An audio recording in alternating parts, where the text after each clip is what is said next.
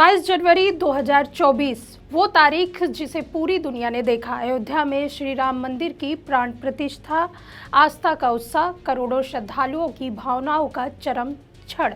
लेकिन अब उसी ऐतिहासिक दिन की आड़ में उठ रहे हैं कुछ ऐसे सवाल जो उत्तर प्रदेश की ब्यूरोक्रेसी ही नहीं बल्कि पूरी शासन व्यवस्था को ही कटघरे में खड़ा कर दिया है। एक सरकारी ऑडिट रिपोर्ट के पन्नों में दर्ज है वो सच्चाई जो बताती है कि कैसे आस्था के आयोजन के नाम पर लेखा और नियमों की किताबें दरकिनार कर दी गई है। ये रिपोर्ट अयोध्या नगर निगम के 2023 और 2024 वित्तीय वर्ष का है। इसी अवधि में हुई थी राम मंदिर प्राण प्रतिष्ठा की सरकारी तैयारियां और अब लोकल फंड ऑडिट विभाग की रिपोर्ट में खुलासा हुआ है कि एक सूची में डाली गई कंपनियों को करोड़ों रुपए का भुगतान किया गया। रिपोर्ट कहती है एक फर्म जिसे साल 2021 में नगर निगम अयोध्या ने ब्लैक लिस्ट किया था, उसे फिर से 6,05,97,000 रुपए से ज़्यादा का पेमेंट किया गया। यानी वही संस्था जिसे नियमों के मुताबिक ठेका तो छोड़िए प्रवेश द्वार तक नहीं मिलना चाहिए था, वो करोड़ों की रकम लेकर चली गई। ऑडिट रिपोर्ट का ये हिस्सा सीधे तौर पर कहता है कि ब्लैक लिस्टेड फर्म को अनुचित लाभ पहुंचाया गया है। अब सवाल ये है कि अनुचित लाभ किसके आदेश पर पहुंचाया गया था, कौन थे वो अधिकारी जिन्हें ये अनुमति दी गई थी। रिपोर्ट में 4 जिम्मेदार अफसर के नाम दर्ज है। तत्कालीन नगर आयुक्त विशाल सिंह, महापौर गिरिराजपति त्रिपाठी, नगर आयुक्त संतोष कुमार शर्मा और वित्त एवं लेखा अधिकारी नरेंद्र प्रताप सिंह। विशाल सिंह वही अधिकारी हैं जो उस समय नगर आयुक्त थे और आज उत्तर प्रदेश के सूचना निर्देशक हैं। और रिपोर्ट का अगला खुलासा जिसे पढ़कर शायद कोई भी हैरान हो जाए। रिपोर्ट बताती है कि भूसा वाहनों की तौल में गजब का खेल हुआ। मतलब हजारों पर एक ही मिनट के अंतराल में एक से ज्यादा गाड़ियां की तौल दिखाई गई।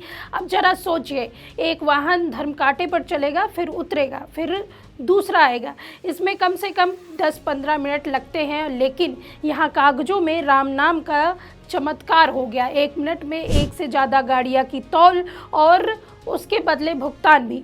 ऑडिट रिपोर्ट आगे कहती है बिना टेंडर के ही काम करवाए गए, एक ही तरह के कामों को टुकड़े में बांटकर नियमों से बचाया गया, यानी टेंडर प्रक्रिया को बाईपास कर दिया गया। रिपोर्ट में भी ये दर्ज है कि 8,51,00,000 रुपए जमानत वापसी के नाम पर लौटा दिए गए, लेकिन किसी भी रसीद या सबूत में ये पुष्टि नहीं की कि वो रकम जमा भी हुई थी। जरा सुनिए रिपोर्ट का सबसे चौंकाने वाला हिस्सा।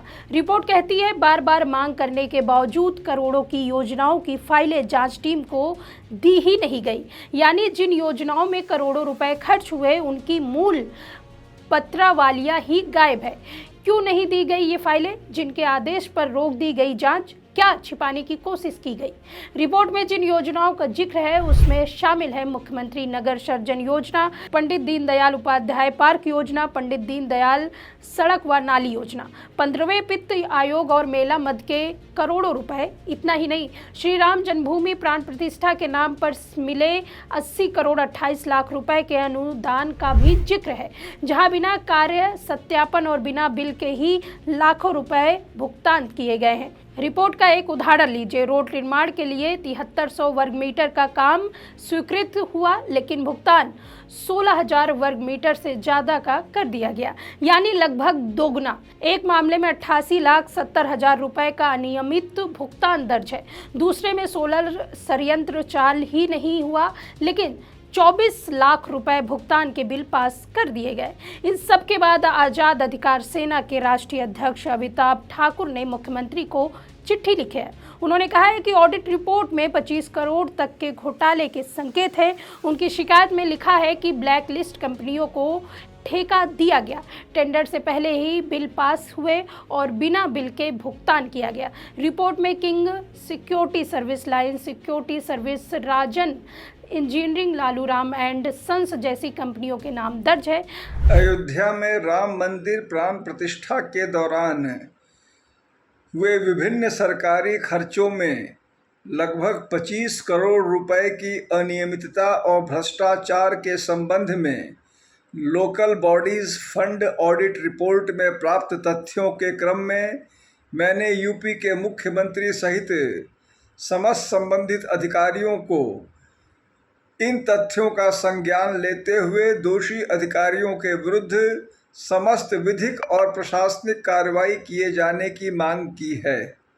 अब सवाल सीधा है, अगर ये सब ऑडिट रिपोर्ट में दर्ज है तो कार्रवाई कब होगी? क्या इतने बड़े धार्मिक आयोजन की आड़ में सरकारी खजाने की लूट हुई? क्या नियम कानून और जवाबदेही आस्था के नाम पर कुर्बान कर दी गई? अयोध्या में भगवान राम के नाम पर बना भव्य मंदिर देश के हर आस्तिक का गर्व है, लेकिन अगर इन्हीं के नाम पर भ्रष्टाचार की परतें खुलने लगी तो ये केवल एक आर्थिक घोटाला नहीं, एक आध्यात्मिक अपराध भी होगा। अब देश देख रहा है, क्या रामराज में जवाबदेही होगी? 4 PM पर हम पूछते रहेंगे, आस्था के नाम पर हुई अनियमितताओं का हिसाब कौन देगा? आपको ये रिपोर्ट कैसी लगी? कमेंट करके हमें ज़रूर बताइए। देखते रहिए 4 PM यूपी। मैं सुष्मिता, नमस्कार।